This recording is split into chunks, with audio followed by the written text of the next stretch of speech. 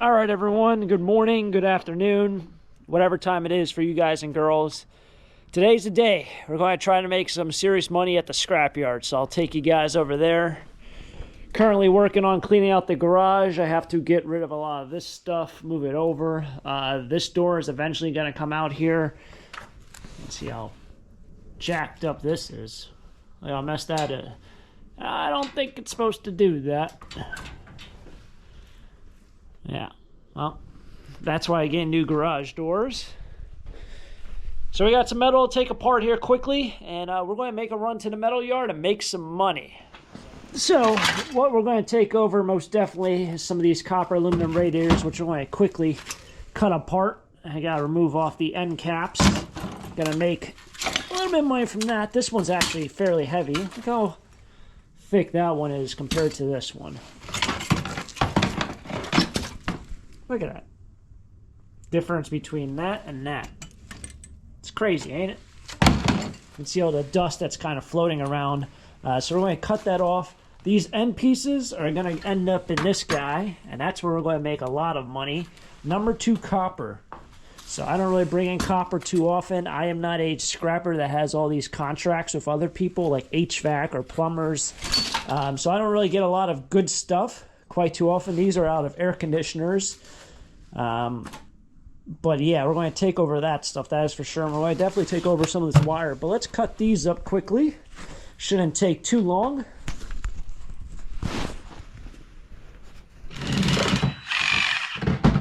Run out of battery on this one, that's great.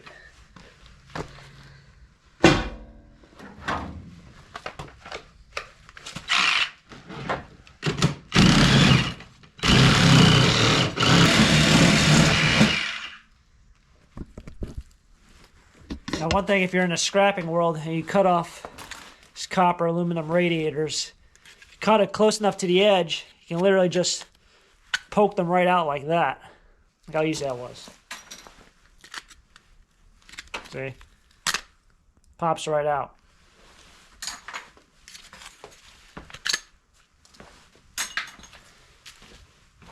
Now, for someone out there who might have old golf clubs, they want to scrap them and get the most amount of money out of them. As long as you don't have a steel shaft, this is a composite shaft, all you have to do is take these bolt cutters and cut it right here, like so.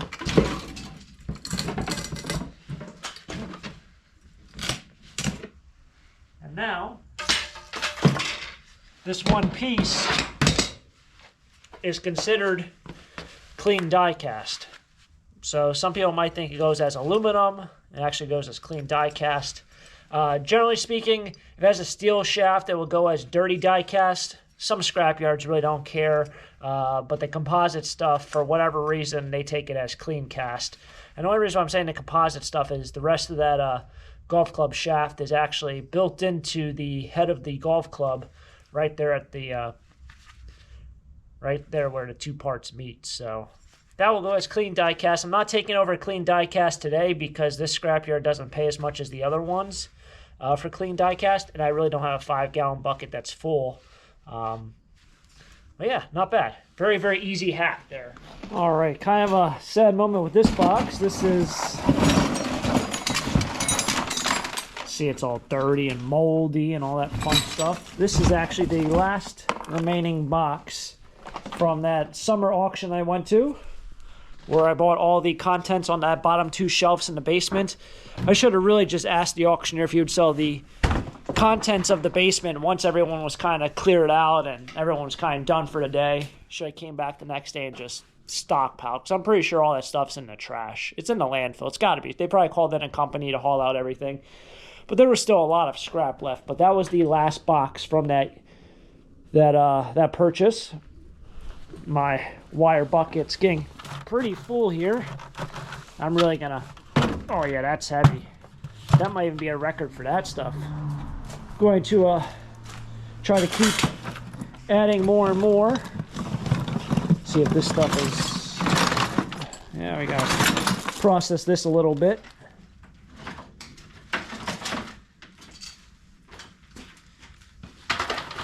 There's a lot of weight in that bucket. We're going to make some money today.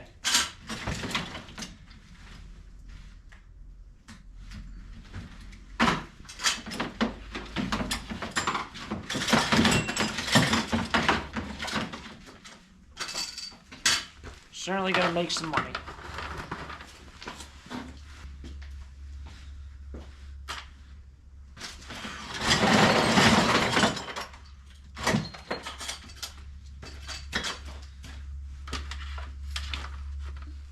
All right, now on the mystery dungeon. Speaking about, talking about wire and all that, I planned on stripping all this last year in a live stream. And guess what? 1 year later, probably 1 year and 3 months later, it's still here. I have not stripped it. So, still got all this to go through. That should be fun. We are not going to do that on today's episode. But I use this wire stripper. It's not the best. I'm thinking about buying one of the better ones and then making a review product or a review video on it. I do have a review video on this, but the technology has definitely changed since I first purchased this, probably about 6 years ago. There's one that's a little bit better. And from my experience of looking online, the only videos out there are sponsored videos. And as you guys know, I don't do that sponsored stuff. So with that, I might go out and just buy it and then do an honest review on that new wire stripper. Because this one, you gotta constantly adjust this blade right there every single time you put in a different wire, and it's actually a complete pain in the butt. So we might do that. That's all my bare bright. There's not much in there. This is number 2. I'm going to take over number 2 today.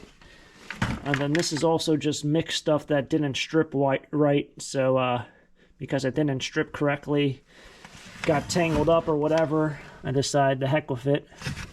You can see some of the casings already loose on that. We'll just take this in also.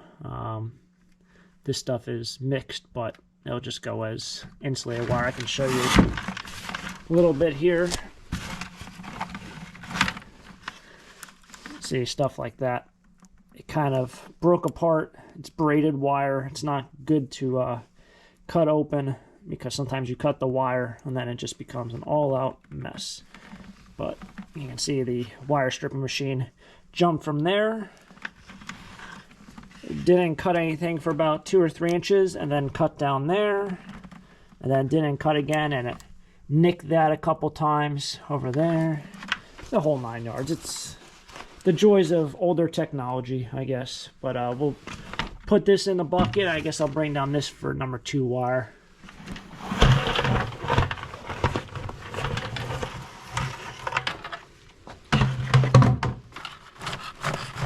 This might be the heaviest this bucket has ever been. I think my record for this is 24 pounds, so we'll see if we can beat the 24-pound record for wire.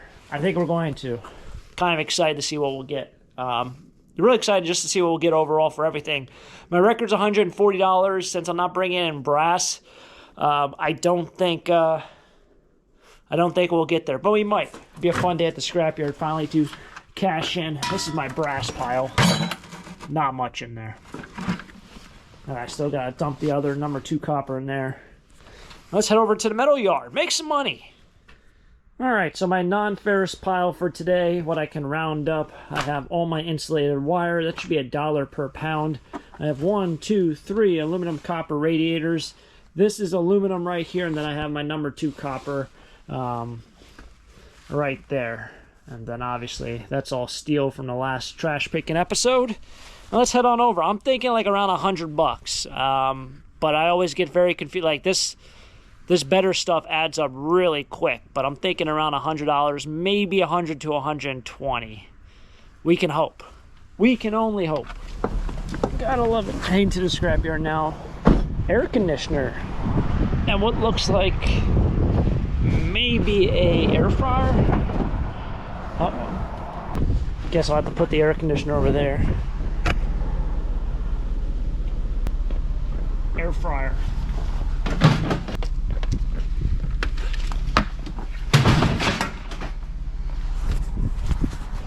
Hey, that's funny. That looks just like that. Huh. I also have that large appliance up there. Tried opening the door. The thing slid over. Now I can't close the door. Oh well. The van might just beep a little for a while. Like so. Passenger side rear door ajar. garbage truck right in front of us. All right, now we're at the metal yard. This guy's got probably a lot of good stuff. It's all in bins and buckets and trash cans. Guy at the scrap yards, I know he's going to say something because not every day I come in here with the amount of money that I'm going to be bringing in today. All right. Television's all over there. Time to make some money. All right, just on cue. He smiled. As soon as I rolled that cart onto the scale, he smiled. I was like, I brought the good stuff. He's like, yeah, you did. It's always great at the scrapyard. I love it. He dumped out the copper into the huge, the Gaylord boxes. He's like, man, that sounds nice, doesn't it? And I'm like, yeah, that sounds nice. Because it's you can just hear quality, or should I say, better stuff. So I'm hoping for, it's probably going to be around $100, I would think, but man, sure feels nice. What I should have done is I should have probably went on this scale or pulled in sideways rather than backing into the pile. But what are you going to do? The reason why I say that is because I have that other piece in the side compartment. So I'll just have to drop it off and drag it over. They always say, you don't have to push it onto the pile either. Like if you get like that thing there, which looks like a furnace, like you don't have to. Like you can just leave it right here and they'll take off a machine. There's no reason to break your back over any of this stuff. Is there anything fun or exciting over here? All that pipe should be going as non-prepared steel. Most of that's probably prepared steel.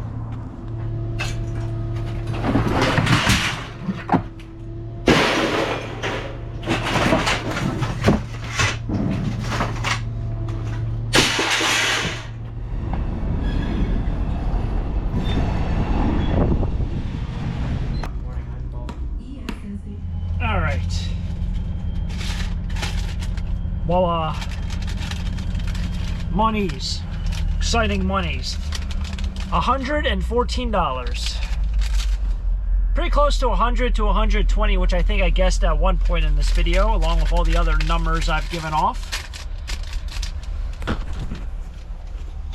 $114. Number 2, I'm surprised it's only 13 pounds, but that was almost $50 for that 5-gallon bucket. Wasn't completely full. It was full enough where I didn't really want to put more in there.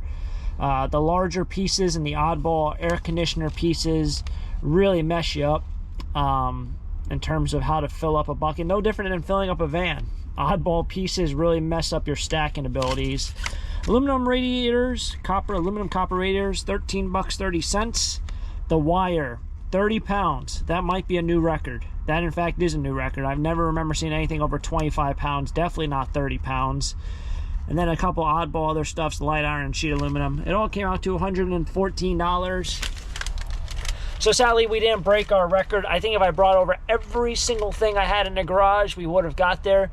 But I only had like maybe 2 or 3 pounds of clean brass. I had maybe a couple pounds of red brass, some die cast, some ballast, a lot of other oddball stuff that I don't know if it'd really bring us over 140. It'd probably bring us pretty close, but nothing like another 5-gallon bucket of number 1 copper or anything like that.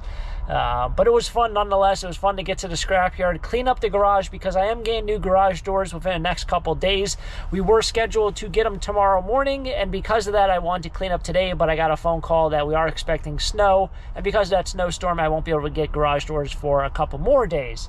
So it's been a long fall into winter already with this garage door thing, but definitely cleaned out the garage, did a great job, and thanks for tagging along for a scrap metal yard run. Saving the earth one piece of junk at a time, doing our best to do some recycling, and hopefully you guys enjoy. If you guys enjoy, hit the like button, subscribe down below. Until next time here at Taco Stacks, have a great day. Keep living the dream. Peace.